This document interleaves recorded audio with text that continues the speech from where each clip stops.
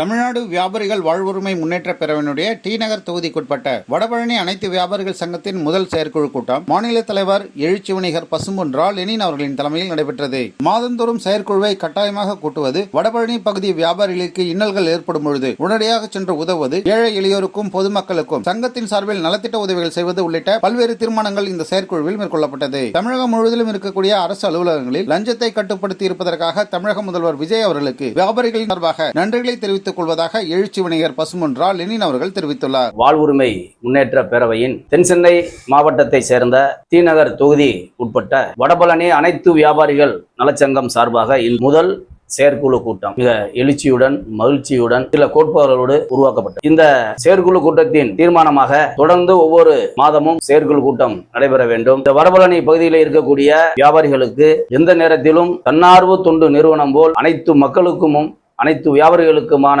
உதவியை செய்ய வேண்டும். ஏழை எளிய மாணவ மாணவியருக்கு நலத்திட்டங்களை செய்ய வேண்டும் என்று தீர்மானம் நிறைவேற்ற சங்கத்தினுடைய வளர்ச்சிக்கு அனைவரும் முழு ஒத்துழைப்போடு பாடுபட வேண்டும் என்ற தீர்மானமும் நிறைவேற்றி முடிக்கும். அதனுடைய தலைவர் ஆதிராஜ் அவர்கள், செயலாளர் வெற்றிவேல் முருகன், பொருளாளர் சம்புசாமி, டி நகர் தொகுதி செயலாளர் தம்பி ராஜ்குமார் மற்றும் நிர்வாகிகள், சங்கத்தினுடைய கௌரவ தலைவர் அண்ணன் வல்லத்தரசு திராஜுதீன், இப்படி நம்முடைய நிர்வாகிகள், மகளிர் அணி மாவட்ட நிர்வாகிகளாக ரமணா தேவி அவர்களை நியமித்திருக்கிறோம். அதோடு எங்களது மாநில தலைமை ஆலோசகர் பவுட்டக் ராஜேந்திரன், மாநில ஆலோசகர் அண்ணன் ரூபிஎஸ் செந்தில்குமார் மற்றும் மாநில ஒருங்கிணைப்பாளர் கே மதிவாணன் ஆகியோர் கலந்து கொண்டு இந்த நிகழ்ச்சி சிறப்பாக நிறைவு பெற்றது. புதிய அரசு பதவியேற்று 3 மாதங்களை கடந்துவிட்டது. இப்போ அவர்களுடைய செயல்பாடுகளை வணிகர் நலன் பொறுத்து எப்படி செயல்படுறாங்க? முதலில் தமிழ்நாடு முதலமைச்சர் மாண்புமிகு சி ஜோசப் விஜய் அவர்களுக்கு எங்களது பேரவை சார்பாக நன்றியினை தெரிவித்துக் கொள்கிறோம். எதற்காக என்றால், தமிழ்நாடு முழுவதும்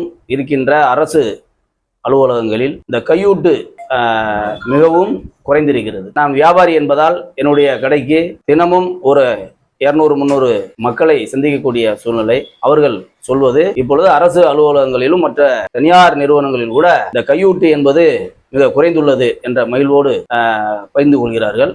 அதற்கு முருகன் அது பாராட்டுகளை தெரிவித்து, அதோடு சிறு வணிகர்களையும் கருத்தில் கொண்டு இந்த நாட்டினுடைய பொருளாதார வளர்ச்சிக்கு முதுகெலும்பாக இருக்கக்கூடியவர்கள் 2 பேர். ஒன்று விவசாயி, ஒன்று வியாபாரிகள். அவர்கள் பொருளை உற்பத்தி செய்கிறார்கள், அதை நாங்கள் விற்பனை செய்கிறோம். இது 2 பேர் தான் 2 கண்களாக நம்ம நாட்டிற்கு இருந்து கொண்டிருக்கிறார்கள். அதில் இந்த சிறு வணிகர்களுக்கு மாண்புமிகு முதலமைச்சர் அவர்கள் பேருதவியாக இருக்க வேண்டும். அதற்கு வணிகர் நல வாரியத்தில் அதன் தலைவரிடம், அந்த அமைச்சரிடம் சொல்லி இந்த சிறு வணிகர்களை வணிகர் நல வாரியத்தில் சேர்க்க வேண்டும்.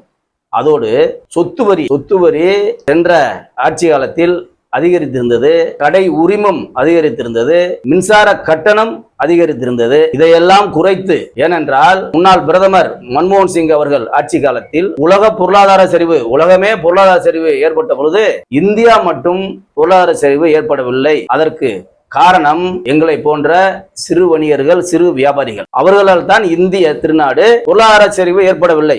இதை நாங்கள் நெஞ்சை நிமிர்த்து கொண்டு சொல்வதில் பெருமை கொள்கிறோம். அப்படி இந்த நாட்டினுடைய பொருளாதார வளர்ச்சிக்கு காரணமாக இருக்கின்ற எங்களை போன்ற சிறு வணிகர்களை பாதுகாப்பது தமிழ்நாடு முதலமைச்சருக்கு முக்கிய பங்கு வகிக்க வேண்டும், பங்கு இதற்காக ஒதுக்க வேண்டும். அதற்கு என்னென்ன மின்சார கட்டணம், நாங்கள் ஏற்கனவே எங்களுடைய மே 5 மாநாடு தீர்மானத்தில் மின்சார கட்டணத்தை சிறு வியாபாரிகளுக்கு மின்சாரத்தை குறைக்க வேண்டும். அதற்கு மானியம், இந்த சிறு வியாபாரிகளுக்கு, சாலையோர வியாபாரிகளுக்கு தமிழ்நாடு அரசு மானியம், மின்சார கட்டணத்தில் மானியம் வழங்க வேண்டும் என்று கோரிக்கை வைத்திருக்கிறோம். அதுபோல் கடை உரிமம் எளிய முறையில் வீட்டு ரசீது, அந்த கட்டடத்துடைய உரிமையாளருடைய கையொப்பம் இதெல்லாம் இல்லாம எளிய முறையில் எங்களது வியாபாரிகளுக்கு இந்த லைசன்ஸ், மாநகராட்சி லைசன்ஸா இருந்தாலும் சரி, தொழில் உரிமமாக இருந்தாலும் சரி, இதை எளிய முறையில் கையாளுவதற்கு ஏற்பாடு செய்ய வேண்டும். அமைச்சர் புஷ்யானந்த் ஒரு நிகழ்ச்சியில பேசும்பொழுது, வணிகர்களை மிரட்டக்கூடிய இந்த மாமூல் கட்டி மிரட்டக்கூடிய ரவுடிகள் தொல்லை இனிமே இருக்காது, அப்படி ஒரு விஷயம் நடந்தா தாவேக அரசு கடுமையாக அவர்களை தண்டிக்கும் சொல்லியிருக்காரு. இந்த விஷயத்தை வணிகர்கள் எப்படி எதிர்பார்க்கும்? அமைச்சர் மாண்புமிகு புஷ்யானந்த் அவர்களுக்கு இதை அறிவித்த அவருக்கு எங்களது தமிழ்நாடு வியாபாரிகள் வாழ்வுரிமை முன்னேற்ற பேரவை சார்பாக நெஞ்சார்ந்த நன்றியினையும் மகிழ்ச்சியினையும் தெரிவித்துக் கொள்கிறோம். பேச்சோடு இல்லாமல்,